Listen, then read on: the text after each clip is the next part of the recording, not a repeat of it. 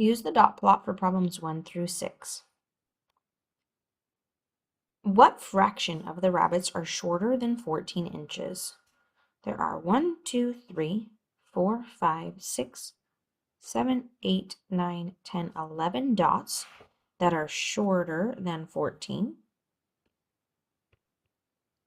And then if we count all the dots total, that will be our denominator.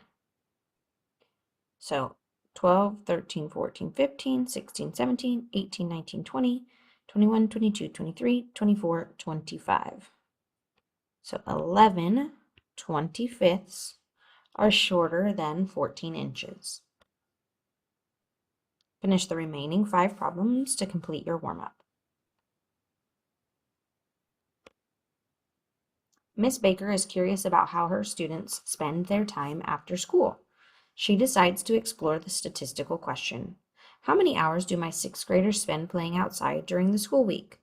She gives a survey to her 15 6th graders. She collects the following responses. And she places them on the dot plot. You can see here that there was 1, 2, 3 sixes. So in our dot plot, we have 3 dots on 6. There was 1 11, so there should be 1 dot on 11. Mr. Sharma is curious whether his 6th graders get enough sleep during the school week. He decides to explore the statistical question. How many hours do my 6th graders typically sleep on a school night? He asks all 15 students in his class how many hours of sleep they get on a school night, and he collects the following responses. Create a dot plot by using this data set. We'll begin by using a number line. The lowest value I see is a 6.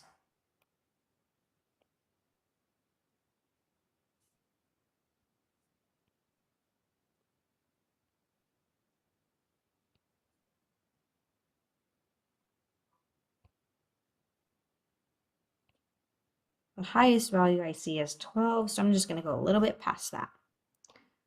Now I'm going to create a dot for each of these. 7, 8, 8, 9, 9, 9, 12, 7, 10, 10, 11, 9, 8, 6, and 9.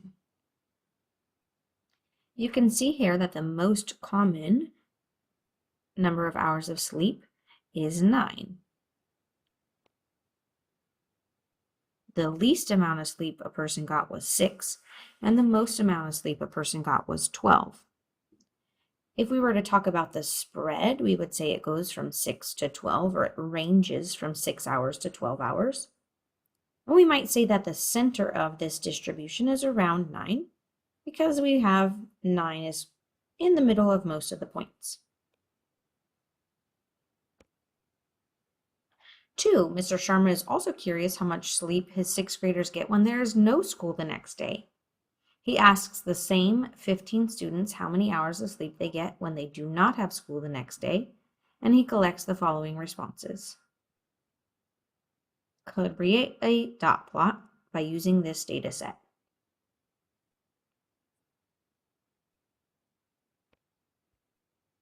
"12, 11, 5, 10, 11, 6, 10, 8, 11, 9, 11, 13, 10, 12, and 8.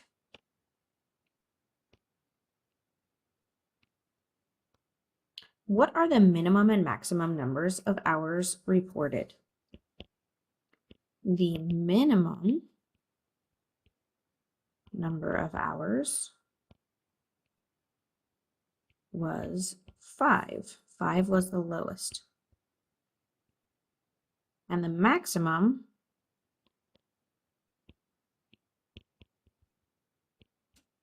number of hours was 13.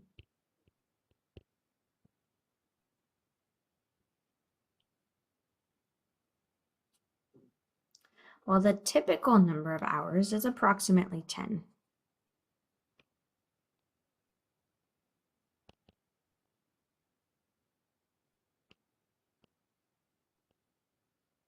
And we know this because 10 is in the center of the majority of the points.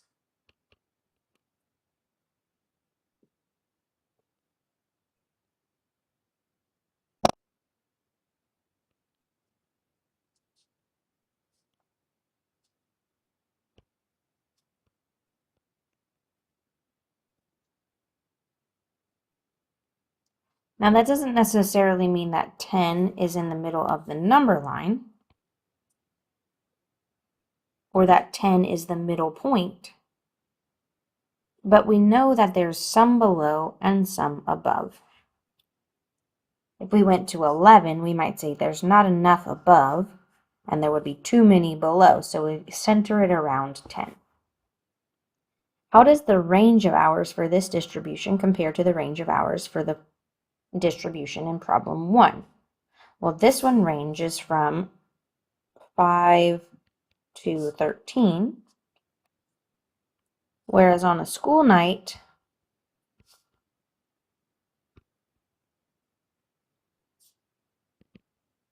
it ranged from 6 to 12. So the range, it's more spread out in this problem.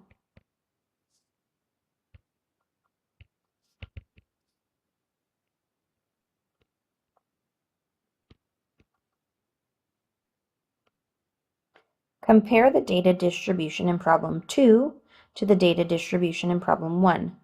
Do these students tend to sleep longer on a school night or when they have no school the next day? Explain your reasoning. They sleep longer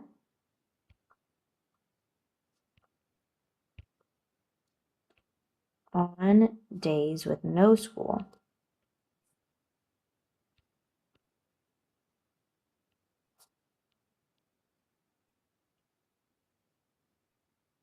Because most students here were from 10 to 12.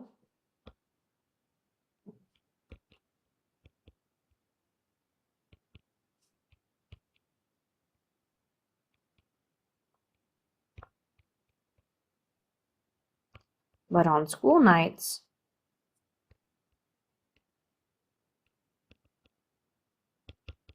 most students slept.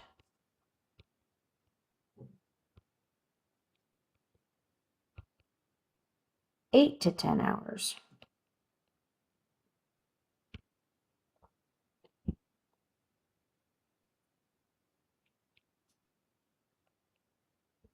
I guess I should make that say 2 so it doesn't say look like it's a subtraction problem. A doctor explores the statistical question, how many servings of fruit and vegetables do 6th graders consume in a day? The doctor collects the following responses from 16 6th graders. Complete the table to organize the data values. So our lowest value is 0.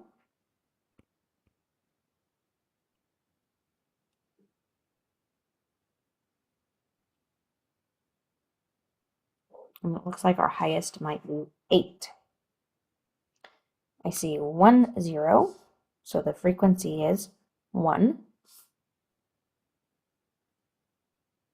5, a 3, a 4, 6, 6, 3, 5, 3, 4, 5, 2, 2, 8, 4, and 4. So this one has 0, this one has 2, 3, 4, 3, 2, 0, and 1. Remember, if we had an extra tally, we would make the diagonal to mark that it was 5.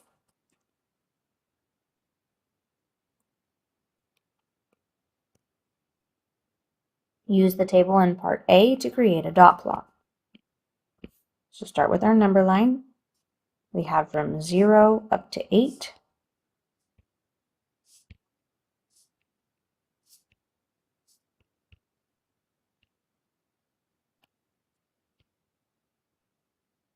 We had 1 on 0, no 1s. We had 2 on 2. There were 3 for 3, 4 for 4. We had 3 as our frequency on 5. 6 had 2, 7 didn't get any, and 8 had a 1.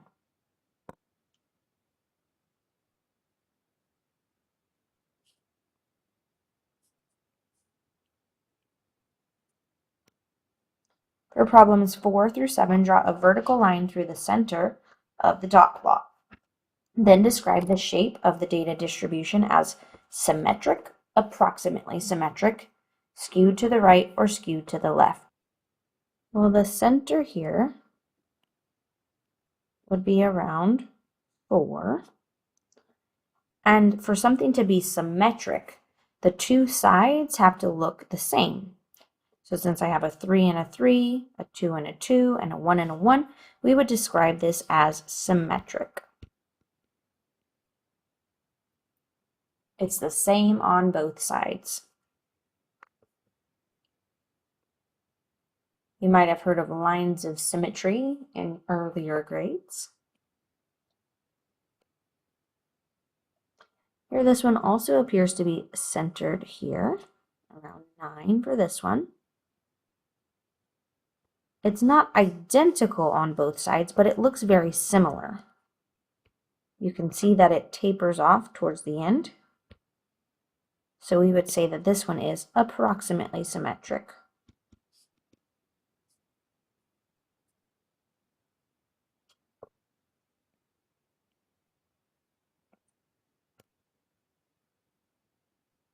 For this one, most of the data is pushed off this direction. So I might say that the center is somewhere around 7 to 8. Since this one is not appearing the same on both sides, and it extends farther to the right than it does in the direction to the left, we would say that this one is skewed. And since it goes farther towards the right, we would say it is skewed right.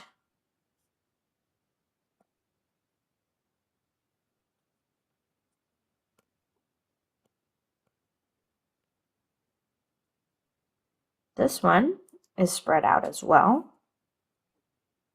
I would say the center is around 10 or 11. And it extends farther to the left in this one. So this one would be called skewed left.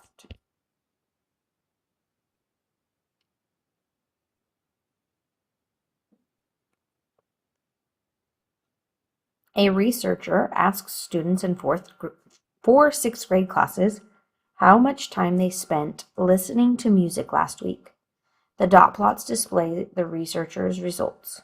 Describe the shape of each distribution as symmetric, approximately symmetric, skewed to the right, or skewed to the left. If I were to place the center here, it is longer in the right direction. So this one would say skewed right.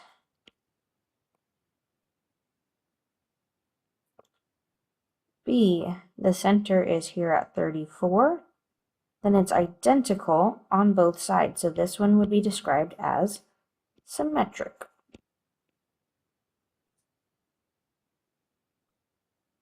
It goes 4, 2, 2, 1, 4, 2, 2, 1.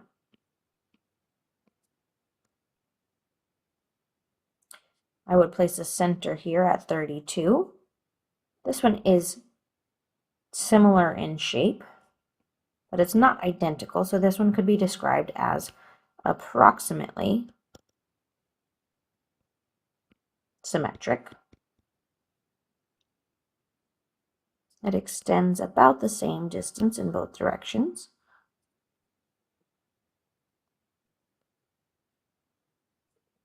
This one, the center appears to be somewhere in here. Could be even on 34. It extends farther to the left, so this one would be skewed left.